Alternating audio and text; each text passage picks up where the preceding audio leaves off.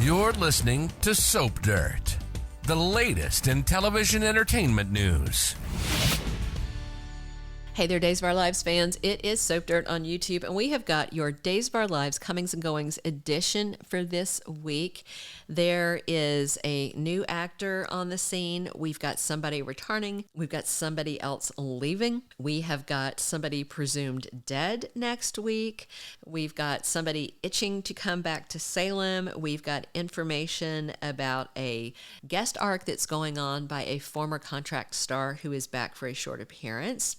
And some consequences that could take some other characters off of the scene.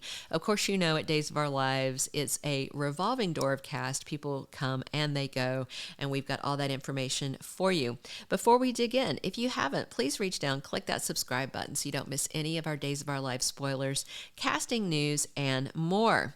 All right, so we're going to have in and out in short order this gentleman, Terrell Ransom Jr. You've already seen him. He is the young man who, his name is Jerry Prentiss. He is the actor who is helping crazy nurse Whitley King con Abe Carver by saying that he is Theo Carver. And it's kind of interesting because he is trying to make excuses for why, you know, he doesn't know things about his dad, and the stuff that his dad might remember about him seems inconsistent.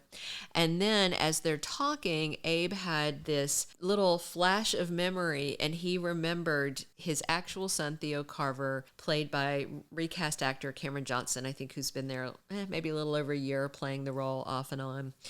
So he realizes that this guy is not the real Theo and that he's a fake, and the official spoilers for next week have him saying some harsh things to this guy and confronting him and saying he knows he's a fake.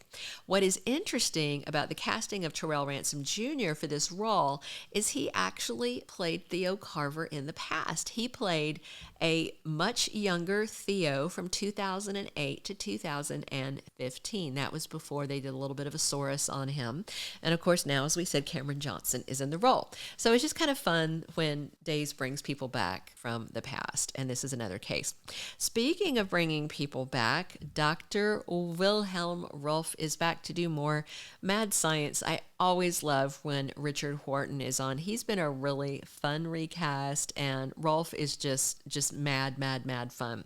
He is back to do the bidding of Li Shin and Megan Hathaway, which I'm excited about because that means Remington Hoffman is sticking around a while longer as Li Shin, and he is top-notch eye candy, as most of the guys at Days of Our Lives are.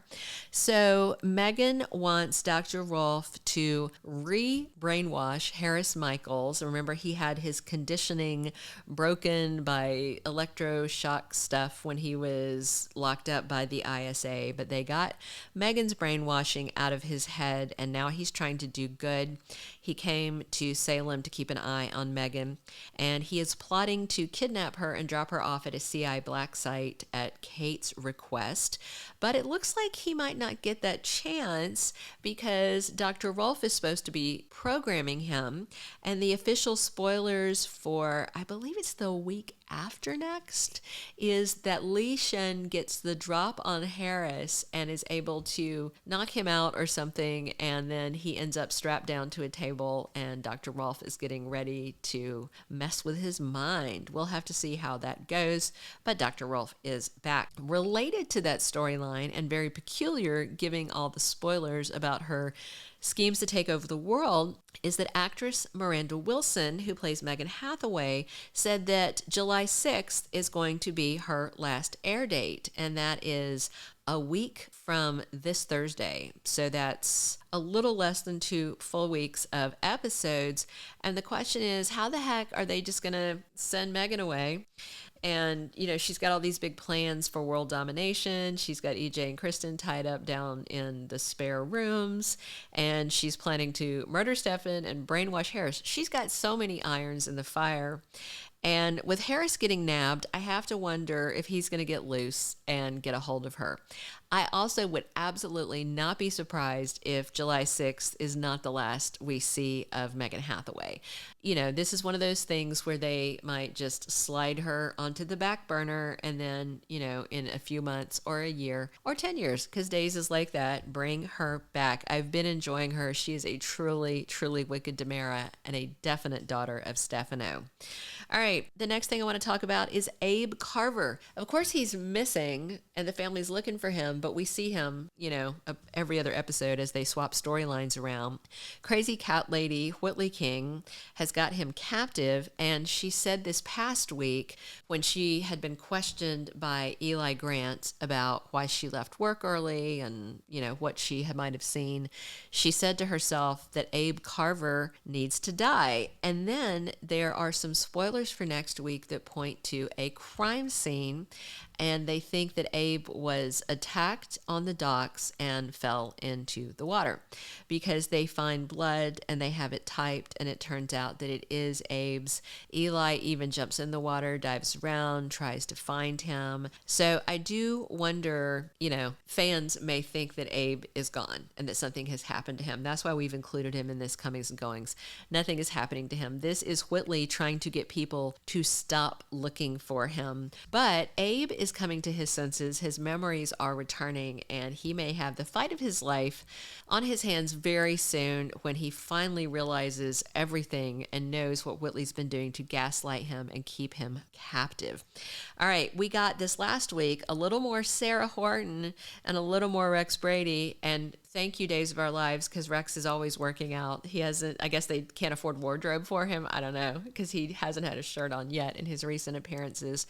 I don't know how much more of Rex we're going to get, but we are definitely going to get more of Sarah Wharton because she is on fire about the very idea that Xander is dating Chloe. And then in the latest promo for Days of Our Lives, Xander and Chloe hit the sheets. They are taking this friendship to friendship with benefits, and that's going to get really weird soon because Sarah is getting jealous, and the bottom line is she loves the stupid lunk and he loves her, but he's also falling for Chloe, and Xander's a loyal guy. He's not a cheater. So it'll be very interesting to see how far along things are with him and Chloe, if it's to the extent that even if Sarah says, I'm pregnant with your child, he's like, okay, great, we can co-parent, but I love Chloe. That would be very interesting. Okay, so Layman Archie has been doing episodes as Eli Grant, and we did find out that he taped for about a month. So we have got a few more weeks of seeing Eli in Salem. Before we dig into the last couple of comings and goings questions that we're addressing today, if you've not already, please reach down and click that subscribe button so you don't miss any of our Days of Our Lives spoilers, casting news, and more.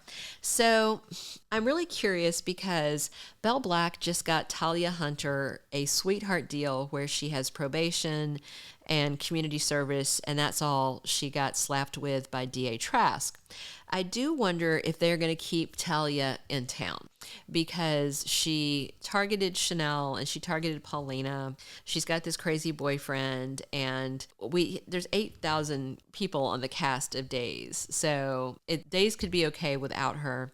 And, you know, there's not that many people of that age in that, you know, set, that late 20s set there, mid to late 20s, that there's not really a lot of room for a romantic interest for her. So I'm not sure, unless they're going to try to pair her with Chanel, what they're going to do with her next. So I'm really curious about whether this was just a little arc and she was just temporarily recurring and that's going to be the last of Talia, or if she will stick around. And the same question applies to Colin Bedford. That Jasper Newman, I think is his name, he is a top-notch little actor.